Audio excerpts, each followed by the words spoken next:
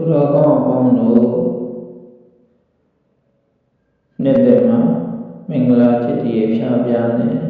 ပြီးဆုံးစေရန်အလုံးဟာမင်္ဂလာဂါထာတော်ကိုမြတ်စွာဘုရားရှင်ဂုဏ်တရားတော်၏ဂုဏ်သံဃာတော်၏ဂုဏ်ကိုအာရုံပြု၍ရွတ်ဆိုပူဇော်ပါမယ်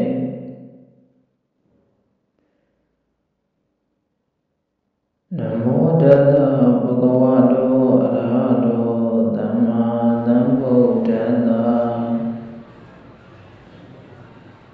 သူနေခတံသူမင်္ဂလံဥပပါဒံသူဥထိတံဒုက္ခနောသူဘုဒ္ဓောသသူရိဋ္ဌံဇမစာရိတု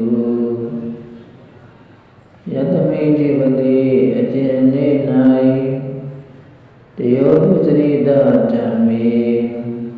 သူစေပြာသုံးပါးတို့ကိုပရိပုရင်တေဖြစ်ခြင်းကြလေကုန်၏တောတိပတောထိုနေသည်သူနေခတံနှခါမောမကောင်းမရှိအကောင်းအတိအတာသည်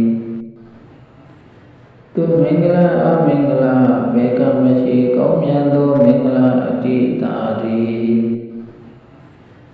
တောဘာဘာဒံအပြေကင်းရှင်ကောင်းသောမူလရအခြင်းပင်သည်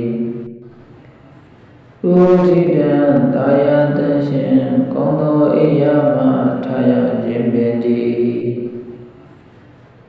သူကောကြုံလာဆိုင်ရာခဏတိုင်းကကောင်းသောခဏကြီးသာသည်တတမိတိဝတိထိုသူစရိုက်ကျင့်ရာနေခါ၌ဇမစာရိတုမြတ်သောခြင်းကိုကျင့်လေရှိသူပုဂ္ဂိုလ်တို့၌ရိဋ္ဌံလူကပူဇော်အပ်သောလူသည်သူရိဋ္ဌံအပြည့်ကင်း၍